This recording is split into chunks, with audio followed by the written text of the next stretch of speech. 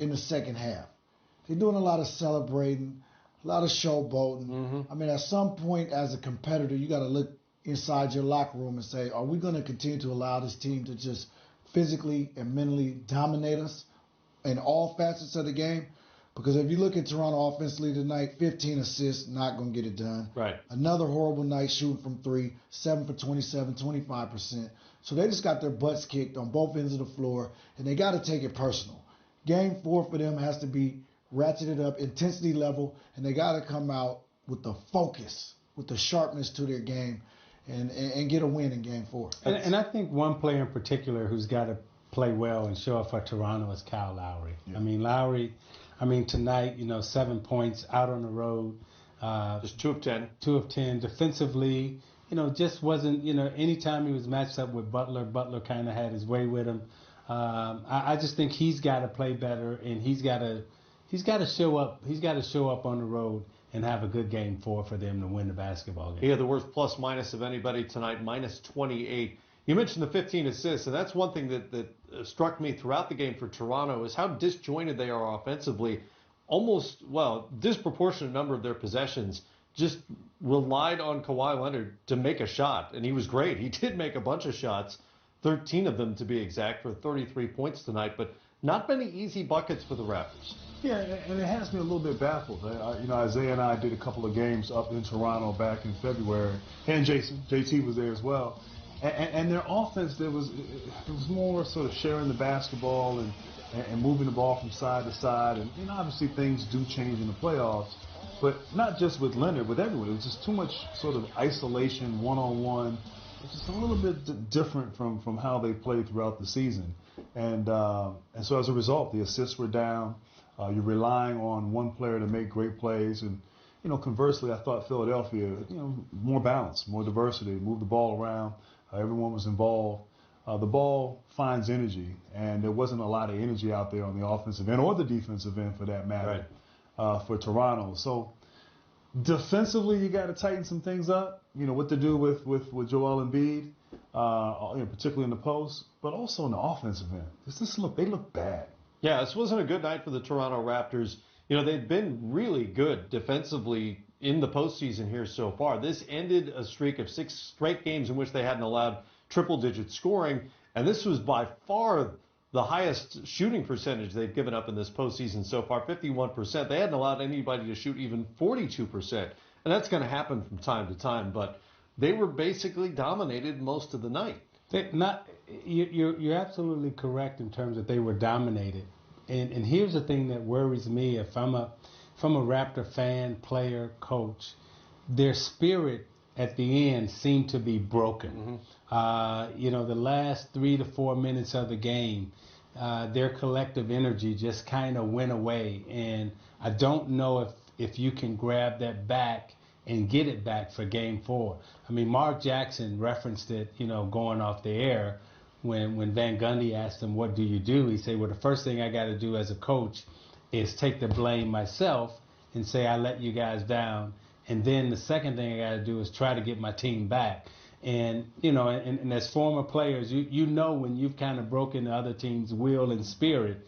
And I think Mark recognized that during the course of the game, that Toronto's got it's a lot more than X and O's right now in scheming. He's got to get his team. Nick Nurse has got to try to get his team's competitive will back.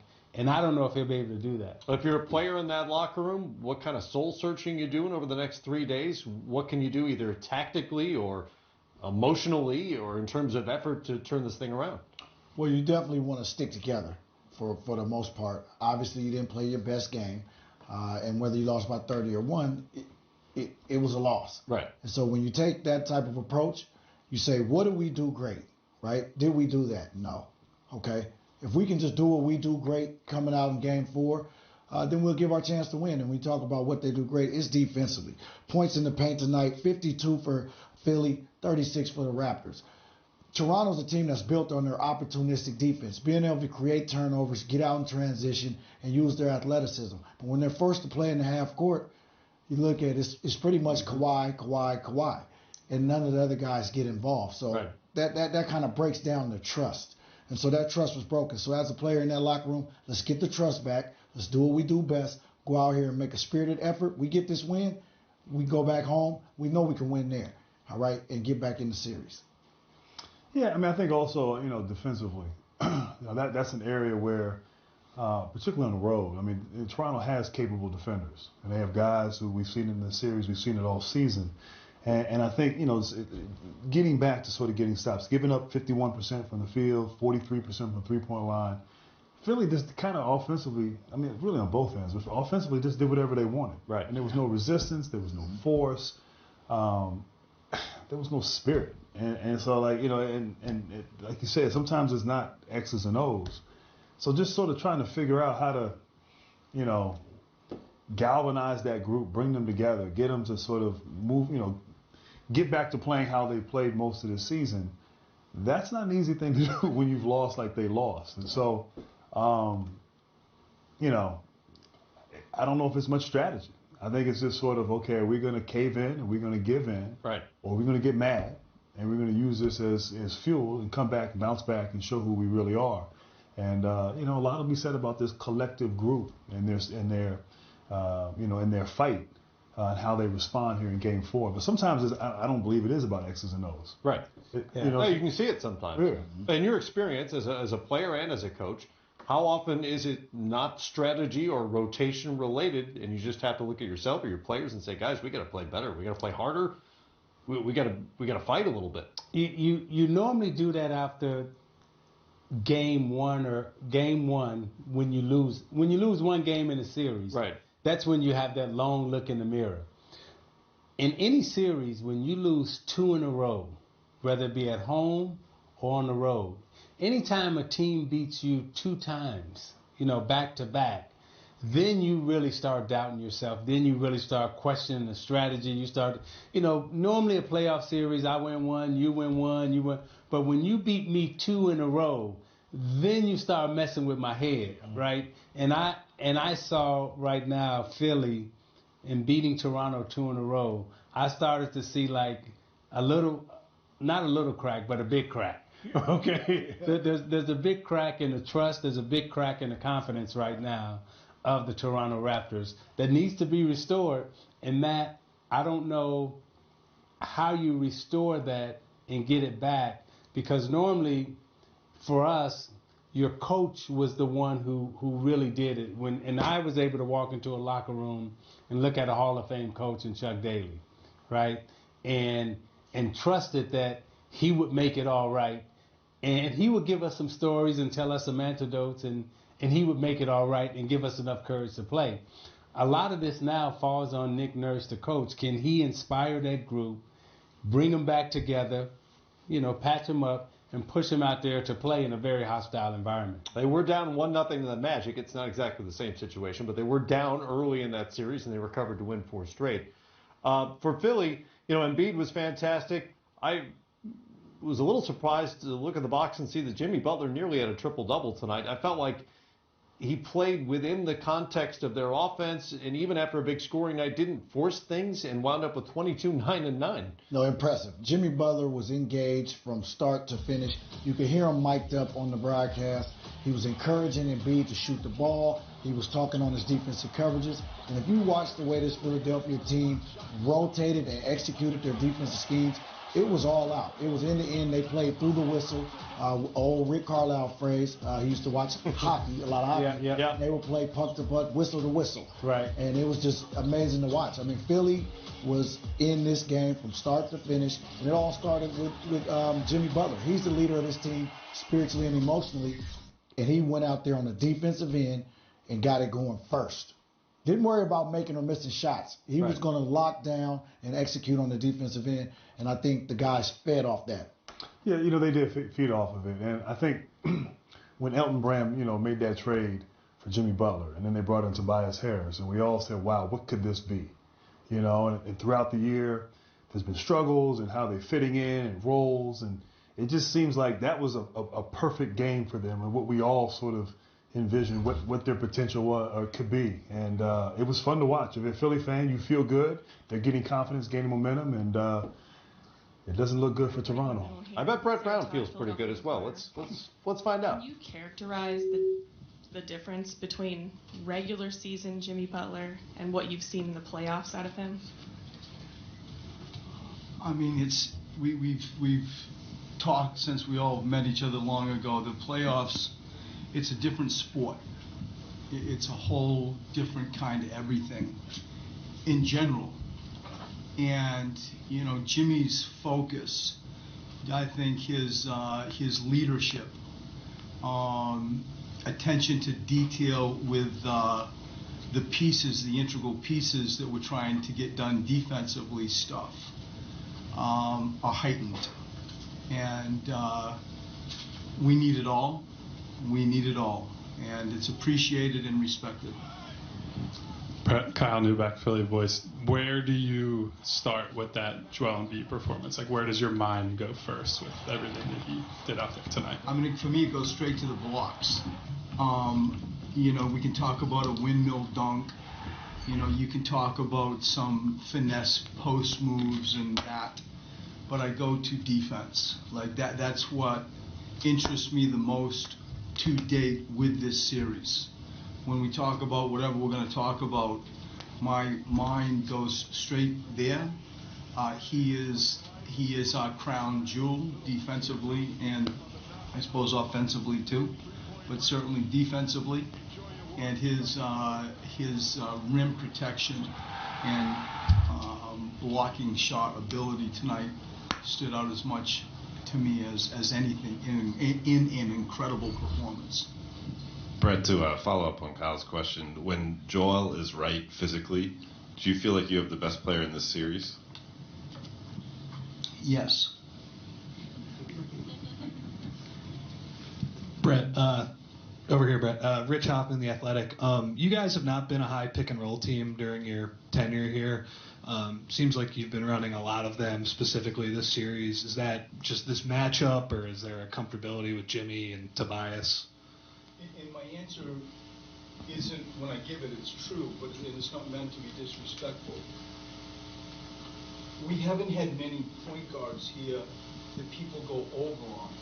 Usually when you run a pick and roll, there's a man to screen, there's somebody there. And we have had guards that have been very good, from Michael Carter-Williams to Ben to TJ, Pick'em-ish. Like, you just keep going on and on and on. And so, like, that's not their strength. Their strength is running an organization, a team, and getting to the rim. They're really good players. But to run a pick and roll, then you need to have somebody to screen. So when you say, well, why are you running more? It's because they are stuck out on Jimmy and Tobias. And it's true, then the world makes sense. Otherwise, it really doesn't. You're screening missed. And I feel like that sort of simple answer that I give opens up a lot of other things behind it. The spacing, the rolling. I thought Joel was great on rolling tonight, as an example. But the volume, the frequency is a really simple answer I give. Hey, Coach. Jason Blevins, Philly front office. To your point, it seemed like you really had Joel trying to get him rolling to maybe make Gasol move laterally, defend in space. It seemed like that was an early concentration to open up some of the other parts of Joel's offense. Is that fair? Was that planned? It is fair, and it was planned. And to think like you're just going to horse Joe at a block isn't smart. Marc Gasol is a defensive player of the year, and Serge Ibaka is a strong athlete. And so to move Joel around, you can roll him into the post, you can cross screen him into the post with JJ, you can just like plunk him into the post just on a simple turnout, and get him the ball in the post.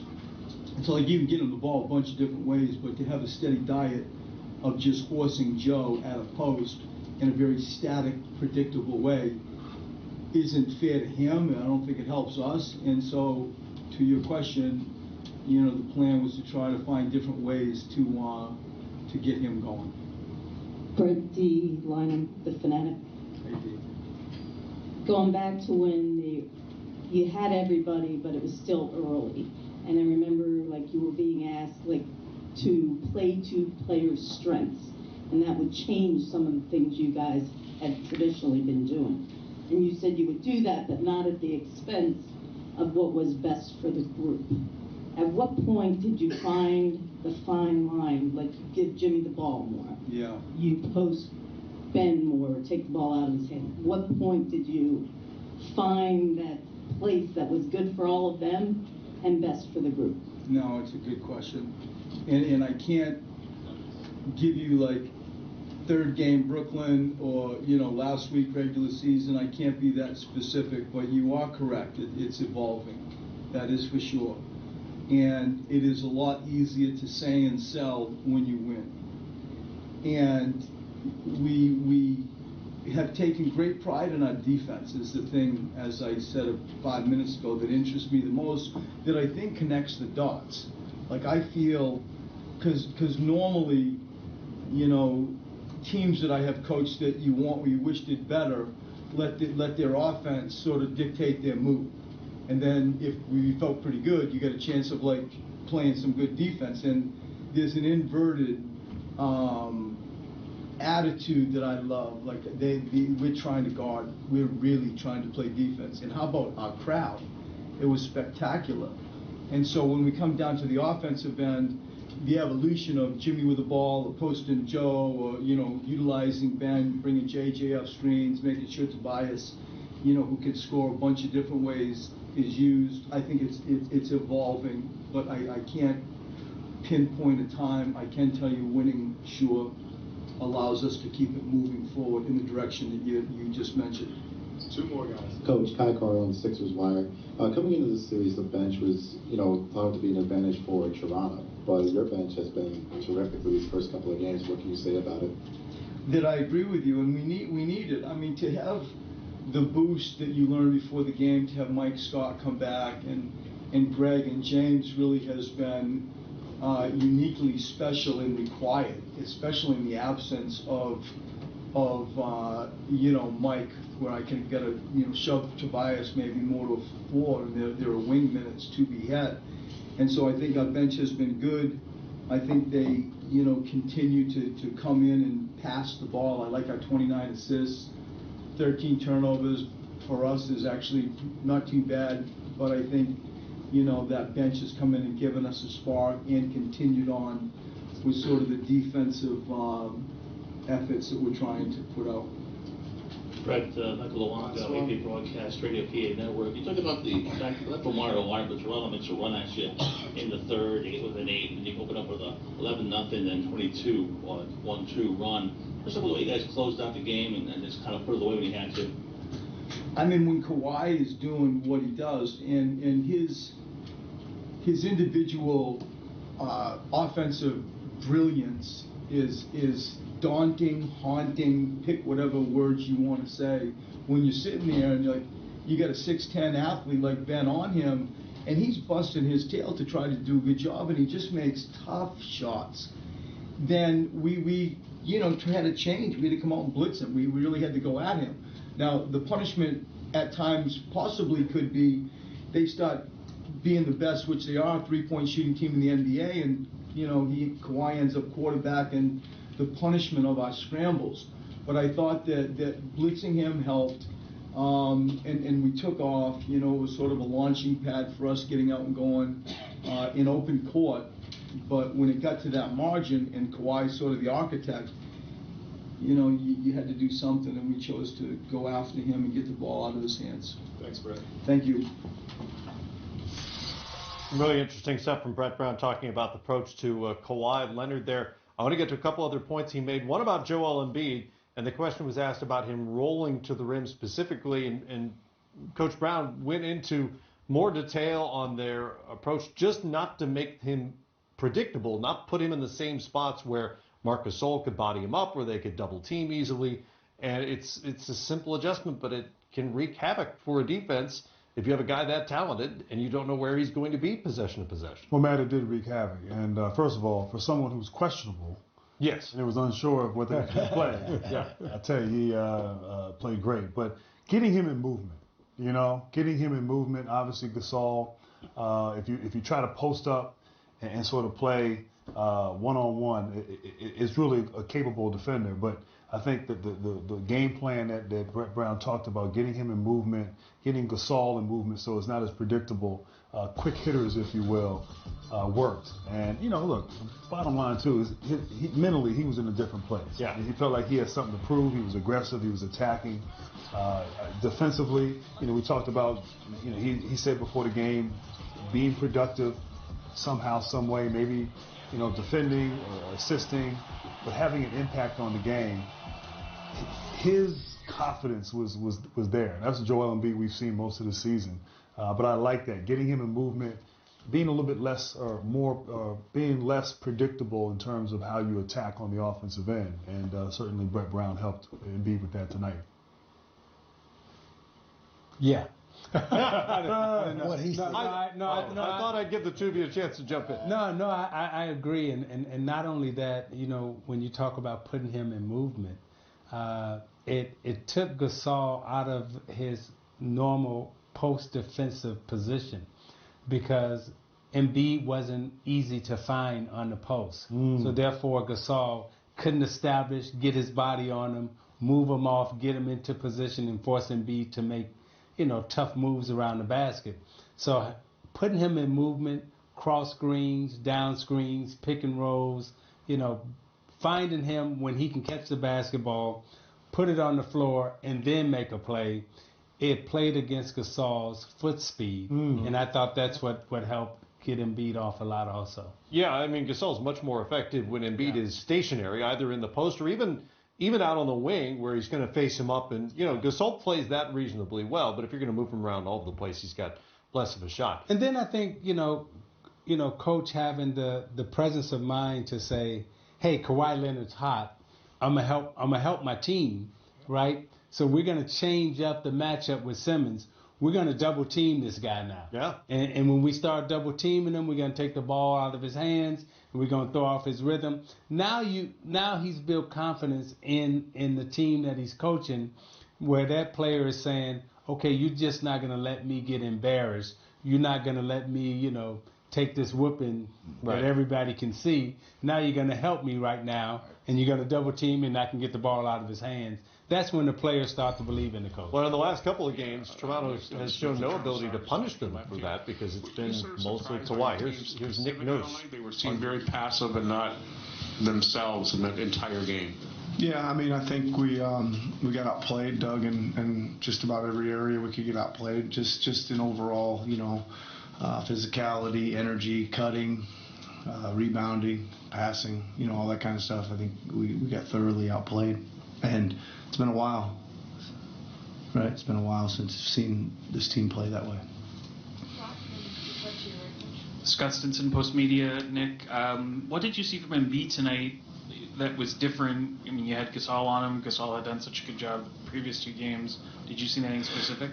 Well, what did he end up with? 33. I mean, he got obviously the three ball going a little bit, and he got to the line 12 times. So it's 21 of his 33 out there. The biggest thing was he was carving out space right in front of the rim. I thought early in the game, and we were being as physical as we could, and he's ended up shooting a bunch of some free throws off that. So we're just gonna have to figure out a better way to get him removed from right underneath the basket somehow. That was the biggest thing, and then the three ball. But he was good. He played with great energy and great decision making. He was rolling really hard to the basket. When he looked us in the eye for his face ups, he made most of those as well. And then when they kicked it out to him for a three, he made those too.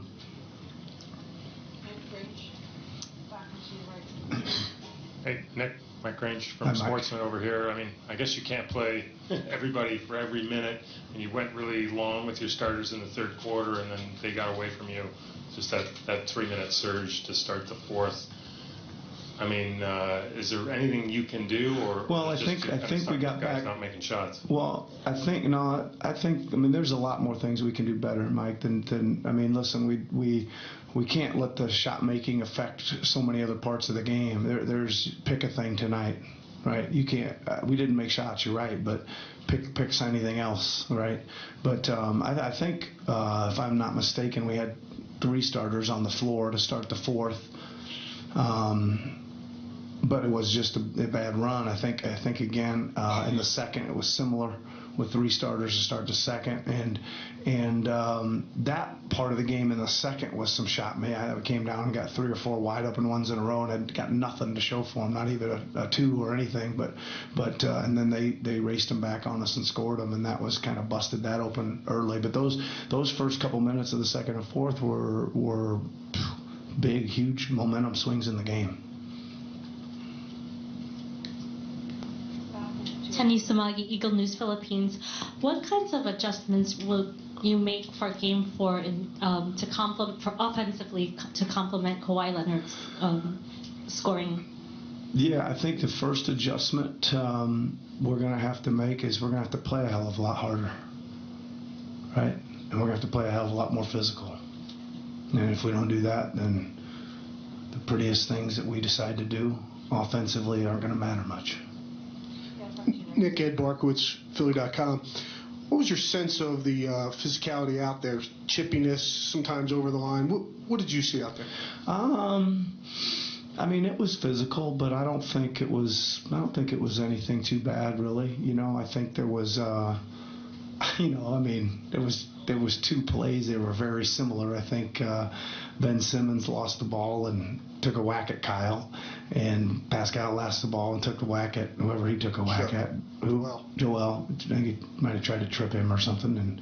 But other than those 2, I think there was some good hard play in the low post, and there was some good physical rebounding going on, et cetera, that was pretty normal. Yep. Yep. Yeah, Nick, Doug Smith again. Were you sort of surprised that Kyle seemed to pass up a lot of shots, had 10 field goal attempts? You need him to get more shots than that to be successful? Well, I think I need to look at it again, Doug, a little more closely, but it felt like there was a lot of guys passing up shots, right? I think there was a couple possessions. I was like, oh, there it goes up, and 4 more passes would go by. It seemed like every guy that had it was open, and he kept moving it to the next guy. So I don't know, that's unselfish on one point, but it ended up getting to be where it looked like there was just first shot was there. You just go ahead and step into it and lace it up, and that's everybody. That's everybody. There's not a guy we put out there if it gets swung around to him, we don't want him to take it. Thank you very much. All right, thank you. Why is your Toronto head coach Nick Nurse looking for answers after Game 3 loss. Joel Embiid is on the docket to come to the microphone after a big and entertaining night in Philly.